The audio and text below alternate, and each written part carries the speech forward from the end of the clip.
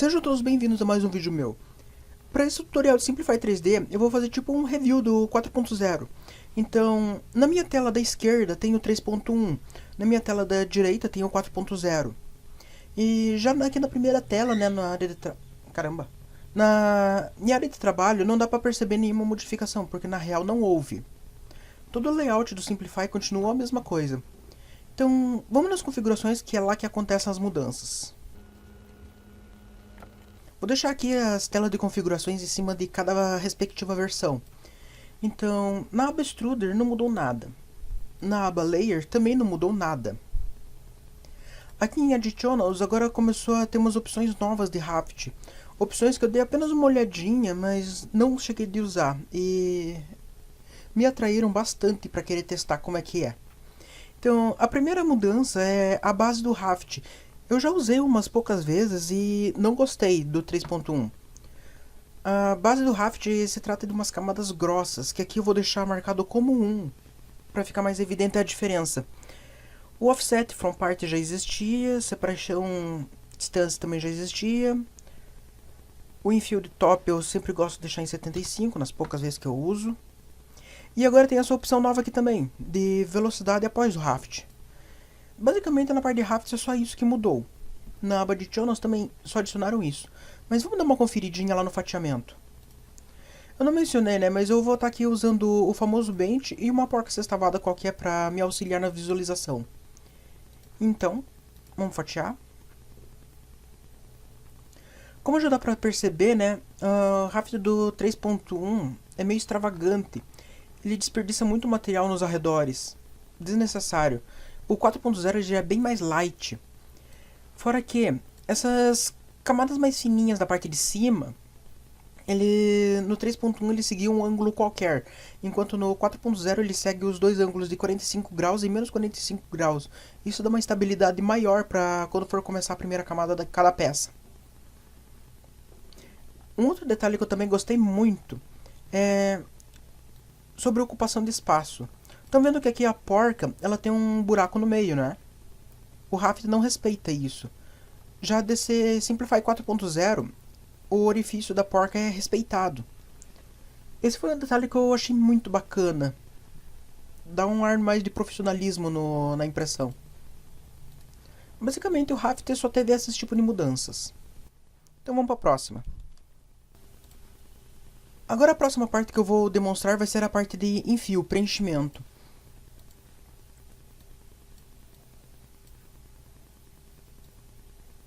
Para isso eu já não preciso de Raft, não preciso de suporte, então vamos lá. Já aqui de cara dá para perceber que tem essa label nova. Então, o padrão do Simplify 3D é fazer os preenchimentos de topo e chão em 45 graus e menos 45 graus. Aqui eu coloquei 90 graus e 0 graus para dar uma demonstração mais física. De todo, só isso que eles modificaram nessa aba. Não tem mais nada de novidade aqui também. Não colocaram nenhum pattern novo. Então vamos dar uma olhadinha no que aconteceu. Lembrando que eu coloquei o topo e o chão para 90 graus e 0 graus. O padrão do 3.1 era 45 e menos 45.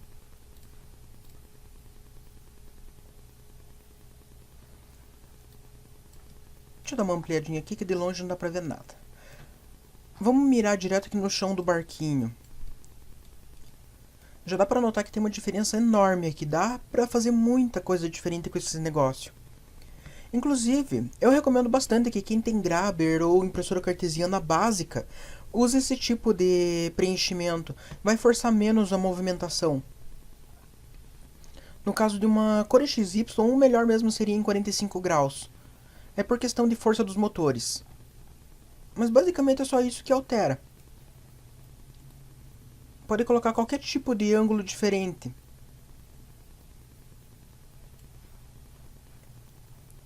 Pelo menos eu consigo ver bastante possibilidade com esse negócio. Agora a próxima demonstração do 4.0 são dois recursos novos na parte de suporte. Então para me auxiliar aqui, eu vou mover somente a porca para 30 mm de altura. Isso vai fazer com que ela fique distante do chão e seja obrigada a fazer um suporte.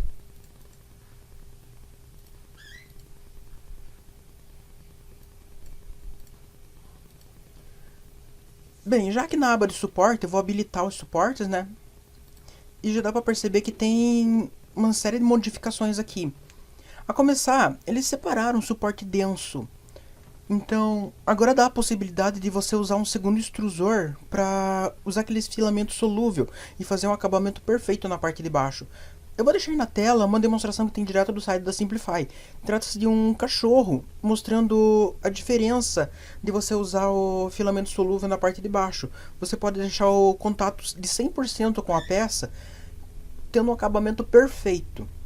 Já outro recurso que eu gostei aqui que eles adicionaram foi isso daqui. Suporte Base Layers. Basicamente isso daqui é como se fosse um skirt brim, mas para os suportes. Tipo, os suportes soltam facilidade na sua impressão, então você adiciona uma camada disso daqui e já dá uma resolvida. Vamos dar uma olhadinha nas diferenças.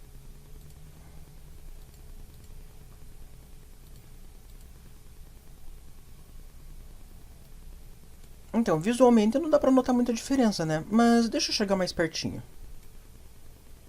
Diminui aqui.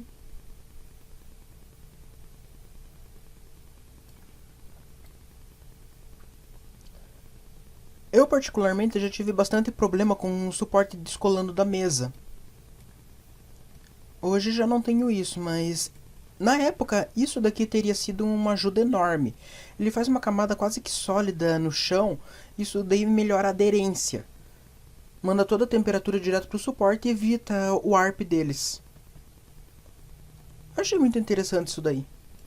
O suporte denso que eu falei que dá pra usar um segundo tipo de material é esse cinzinha mais escuro. Então daí você pode deixar o contato em 100% com a peça se você estiver usando filamento solúvel.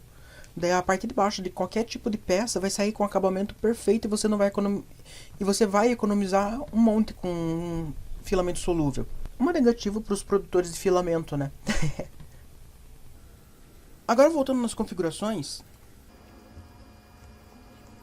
na aba de temperatura não foi modificado nada, tanto na parte do extrusor quanto da mesa aquecida. Na aba de cooling, aqui foi removido o Speed Overdrives, e daí o Fan Options, que apenas tem o negocinho do bip dele, foi movido aqui pra cima. Fora isso, não teve nada de modificação.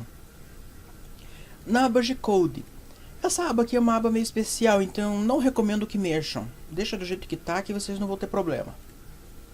A aba Script, em particular, também é a mesma coisa que a aba G-Code, só que aqui é um pouco mais personalizável.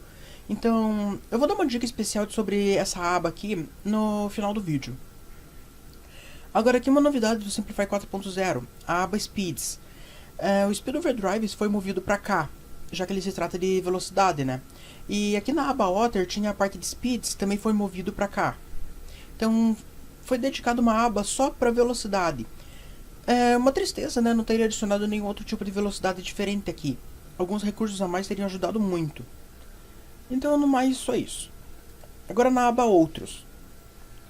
Aqui, como já deu pra perceber, né, teve uma remodelação, já que o speed principal saiu daqui. Então, o bridging que era aqui embaixo foi movido lá pra entrada. E com isso foi adicionado dois novos recursos para ele, recursos que eu gostei muito. Então, agora eu vou explicar um pouquinho sobre esses recursos. A maioria da parte aqui de bridging é igual, são esses 4 campos aqui padrão. Mas, esses dois campos aqui que são selecionáveis e modificáveis, eles dão um atributo único. Então, esse primeiro campo aqui se trata do ângulo da ponte. No Simplify 3.1 para baixo, era feito o ângulo de qualquer jeito. Então, ele começava a cobertura de ponte, você não sabia qual o tipo de ângulo que ele ia escolher. Ele ia escolher o melhor que ele achava que era o melhor. Então, agora você pode escolher. Vamos supor aqui que... vamos deixar em 45 graus. Essa segunda opção aqui é para aplicar toda a configuração de ponte nos perímetros. Antes não tinha essa opção. Então agora você pode aplicar velocidade e extrusão. Eu já testei essa opção, gostei muito do resultado. Isso daqui foi uma das melhores coisas que eles puderam pensar. Eu deixei aqui com o Speed Multiplier de 50%. Vamos dar uma olhadinha no que aconteceu lá. Também já mudei aqui para 45 graus de ângulo. Lembrando que o meu preenchimento aqui era para estar 90 e 0 graus. Então qualquer ângulo de 45 graus vai ser da ponte. Vamos dar uma conferidinha na diferença. Eu removi os suportes e deixei a porca em 30 milímetros de altura. Isso daqui vai facilitar muito para explicar.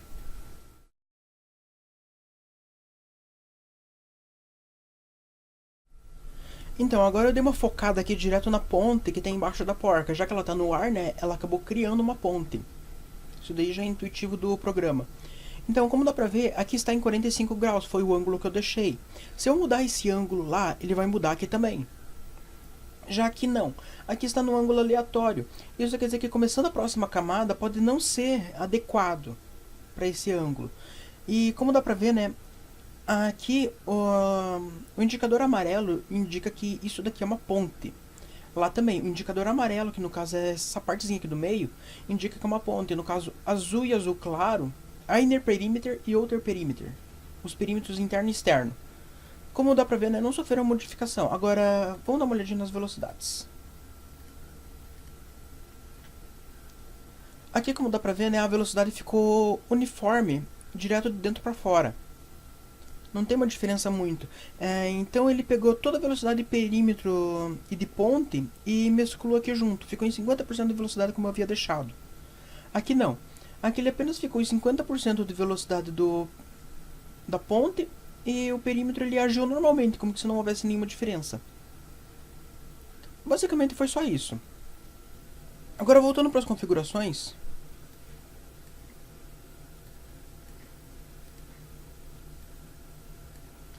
A aba Outro já terminou. Não tem mais nada que foi modificado aqui, então vamos para Advanced.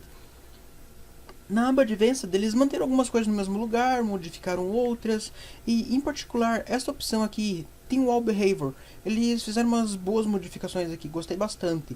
E adicionaram essa parte aqui de Single Extrusion. Ainda não mexi com essa opção aqui, então não vou saber explicar direito para que ela serve, mas pelo que eu andei lendo, é para perímetros onde são pontiagudos, finos demais, abaixo da largura de extrusão que vocês possuem. Então essa opção aqui pode ajudar bastante. Agora, eu quero falar melhor sobre esta opção aqui. Isso daqui pode ajudar muito. Só que eu não vou poder falar dela com o Bench lá atrás, então vou usar uma peça minha. Para essas configurações especiais, eu deixei separado aqui 3 peças minhas, cada um com um perfil distinto. Conforme eu for exibindo elas, vai aparecer o perfil que eu escolhi do lado. Então vamos fatiar. Escolher 1, 2 e 3. Lembrando que essas configurações aqui que eu vou mostrar são apenas para perímetros em conflito. Então, começando aqui da primeira, tem a configuraçãozinha que eu setei do lado. Então, aqui ele vai tentar passar os 3 perímetros que eu selecionei o mais próximo que puder. Conforme a proximidade não coincidir, então daí ele vai acabar cancelando, mas aqui deu certo, então ele vai passar 3 perímetros juntos. Agora, a segunda opção. Essa opção aqui vai fazer muitos olhinhos brilhar. A explicação para isso daqui é bem simples. Ele vai passar normal o perímetro. Aqui, como dá pra perceber, né, ele faz a voltinha por baixo, já que não dá pra passar por cima. E nessa parte aqui onde que fica o espaço, ele não deixa aberto. Ele vai calcular o diâmetro e extrusar para preencher, de cima até embaixo. O único problema é que eu ainda tô aprendendo a mexer com isso daqui, então daí ficou esse espaço vago aqui. Mas com o tempo eu vou me adaptando, isso daqui é só pra mostrar a configuração. Agora, a terceira opção é a padrão, que todo mundo já conhece. Ele simplesmente chega ali, vê que não dá pra passar mais um perímetro e vai preenchendo do jeito que ele pode.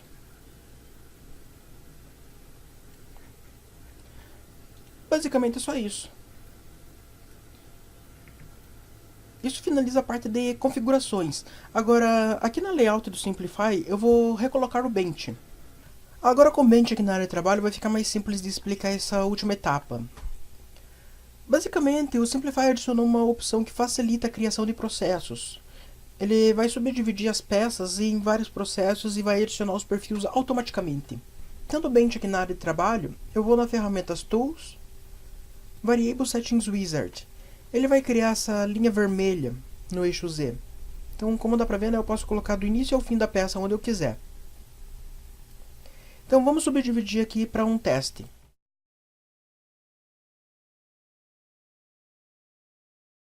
Então está feito. Eu fiz umas subdivisões meio nas coxas aqui, só para dar uma explicadinha. Então, vamos fazer umas correções. Vamos supor que eu não gostei dessa linha de cima, eu quero mover ela de lugar. Então a linha de 45 eu vou remover.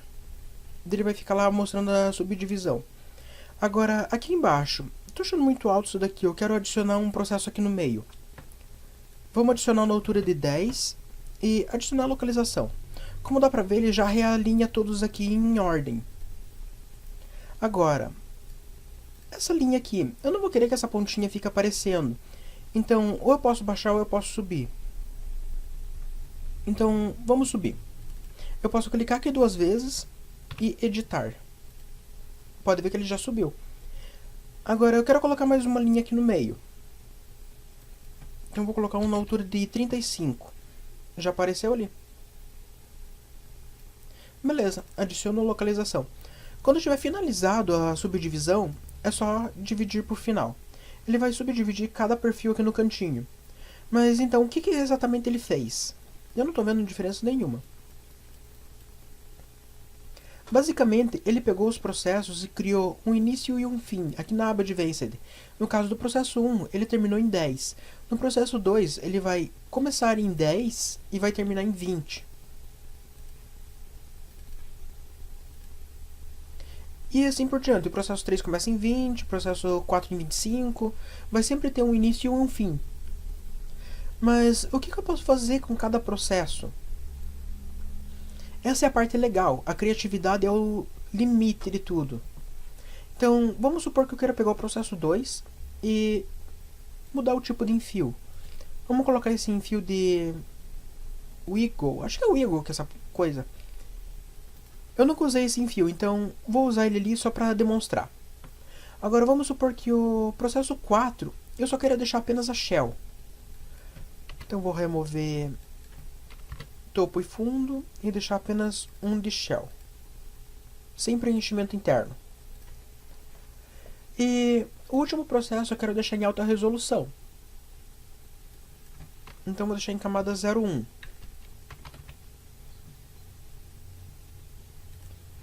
Então está fechado. Esse é o Bench dividido em vários processos. Agora, vamos lá.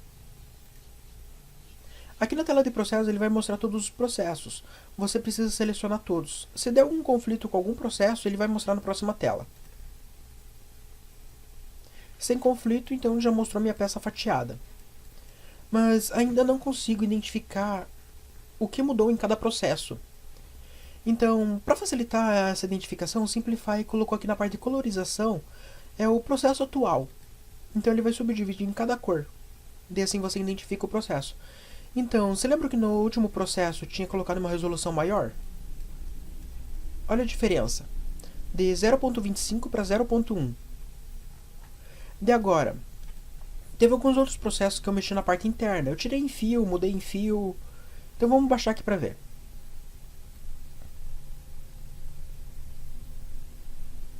Ó, aqui nesse processo verdinho é o processo 4. Então, eu só deixei apenas um de shell. Ele já mostrou aqui um de shell, enquanto acima ele está normal e abaixo também ele está normal. Agora o processo 2, que é esse verdinho claro ali, acho que é o verdinho água. Eu tinha colocado um enfio diferente, ele ficou esse enfio doidão ali. E abaixo dele já está o honeycomb. Basicamente, essa mudança de processo você pode usar tanto para te favorecer quanto para estilizar as peças. Isso daqui é muito legal. Outro recurso interessante que o Simplify adicionou aqui também foi a coordenada que a ferramenta está, que vocês podem notar aqui. A ferramenta está lá no cantinho, então ele vai mostrar certinho aqui a coordenada. Se eu der play aqui, ele vai mostrando certinho ali onde que está.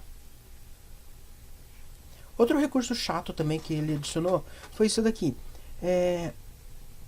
Opções de controle. Você pode visualizar por linha ou por camada. Então, por linha, o que faz? Basicamente é o padrão do Simplify. A ferramenta vai correndo por onde a impressora vai normalmente passar. Agora, por camada, a ferramenta vai sempre estar no último ponto da camada. E só vai continuar assim. Vamos voltar aqui para a linha.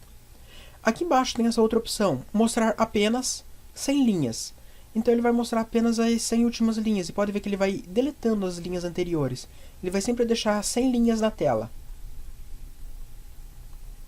Isso daqui eu achei legalzinho para fazer análise da peça.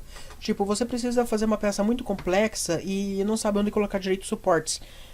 Vendo como é que a máquina vai correndo, você consegue saber aonde vai ser necessário. O mesmo vale para outra situação aqui, por camada. Você pode visualizar, por exemplo, de 1 a 10 camadas, 1 a 100 camadas. Daí, quando você for mover aqui, ele já vai mover sozinho. Eu achei muito legal essa função. E junto com essa função vai um conselho. Sempre analisem a peça. Nunca imprimam na louca.